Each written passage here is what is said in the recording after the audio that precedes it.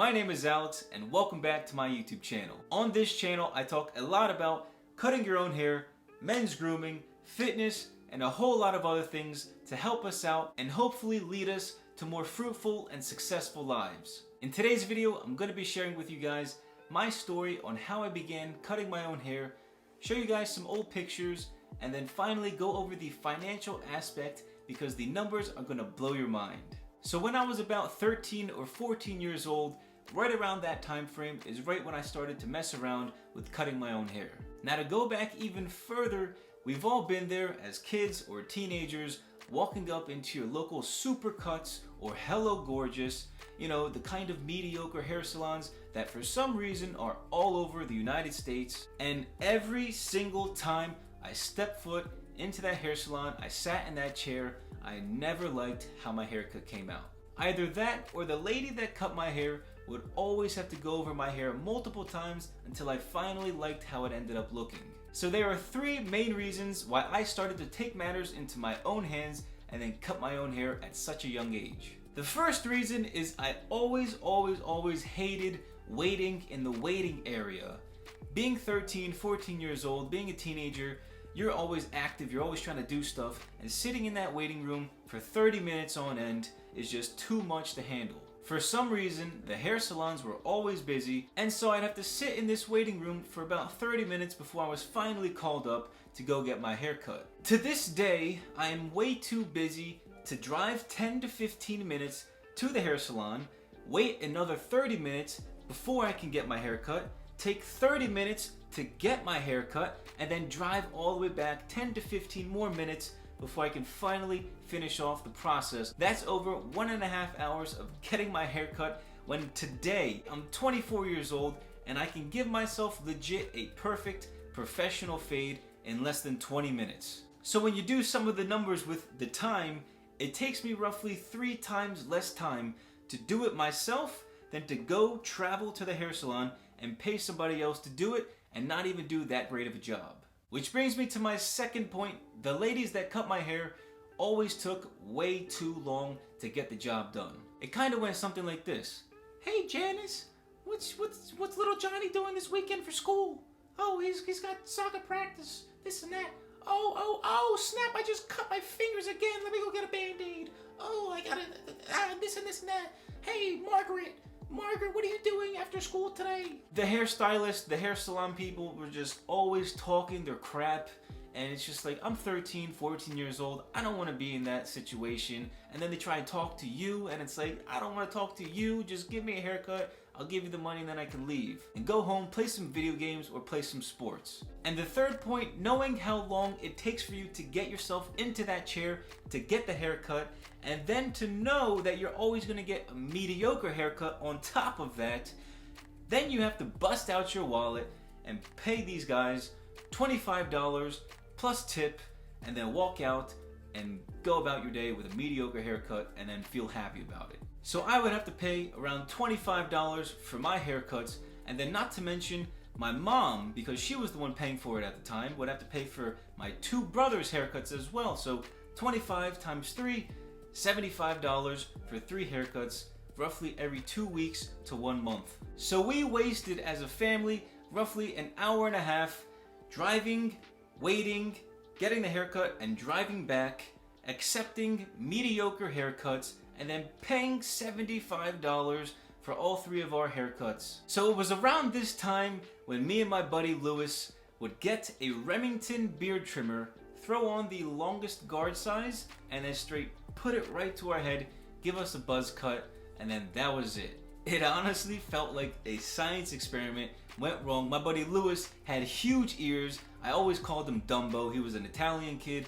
I'm Greek. I got a massive nose, you know, for smelling stuff. So throw in a mediocre buzz cut with Italian Dumbo, Greek big nose, and you've got yourself Dumb and Dumber walking throughout the school hallways. Even though a buzz cut wasn't the most stylish haircut, it was at that time I told my parents to stop taking us to the hair salon, to the Supercuts, to the Hello Gorgeous, and I would just cut our hair myself. This way we could start saving that $75 for all 3 of our haircuts every single 2 weeks to 1 month. So at around 13 or 14 years old, I repped the buzz cut for about 4 to 5 years when I was 18 in my senior year in high school. It was at this point I had a girlfriend and hairstyles were becoming very popular on YouTube. I figured I could try cutting my hair a little bit differently now, leaving some length on the top now that I was older and a little bit more mature.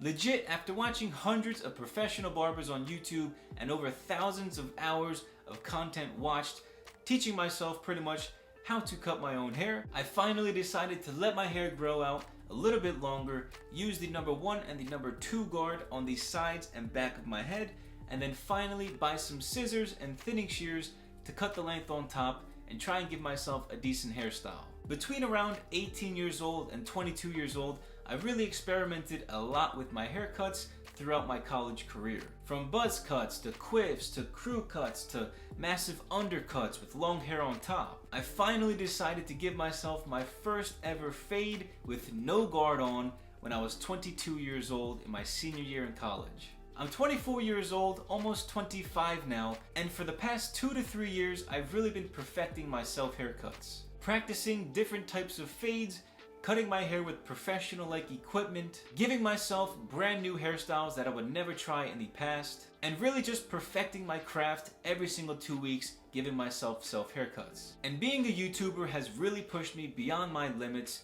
giving myself taper fades, with my ultimate goal as becoming the best self haircutter in the world. Which, if you haven't already heard, my first ever self haircut video that I posted on YouTube is now the #1 most viewed self haircut video on YouTube with over 7.1 million views. So not only does learning this awesome skill save you a lot of money, it's also helped me teach millions of people all around the world learn how to save money and cut their own hair, as well as their friends and their family, and save money for a lifetime. Especially during such difficult times earlier on in 2020 during quarantine. So with that being said, let's figure out the dollar signs on how much money I've saved over the past 10 years cutting my own hair. So, like I mentioned, I started cutting my hair right around 13, 14 years old.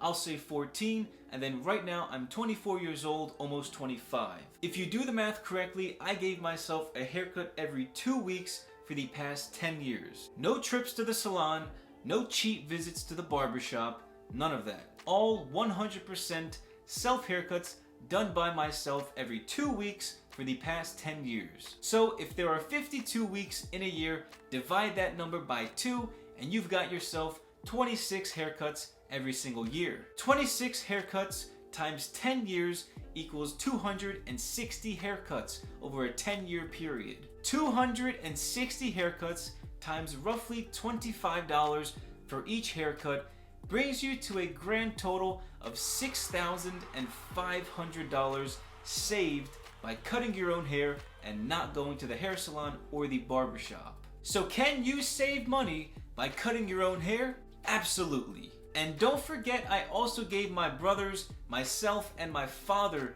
haircuts throughout these 10 years. So knowing that, you could say that I've single-handedly saved my family over $20,000 over the past 10 years by cutting my brother's hair, my father's hair, and my own hair, all absolutely for free. This is the beauty of taking initiative and doing things yourself. There's literally a business for everything out there, but let's not forget that the majority of things that we pay professionals to do for us, we can do for a lot cheaper and in less time. With all that being said, if you guys did like this video, make sure you smash the like button and share this video with a friend. If you are new to my channel, make sure you guys click on that subscribe button down below and click on the post notifications as well to never miss a new video. Make sure you guys check out my brand new merch, which will be linked in the description down below, and it's also going to be right above the comment section. Make sure you guys join my Patreon if you want to help and support my YouTube channel. When I reach 500 patrons, I'll be able to reinvest that money to buy myself real professional filming and editing equipment instead of having to use my iPhone, which is what I use for every single video. Reaching this goal of 500 patrons will seriously up the ante and increase the quality of my YouTube videos. But thank you guys so much for watching, and I'll catch you next time. Peace!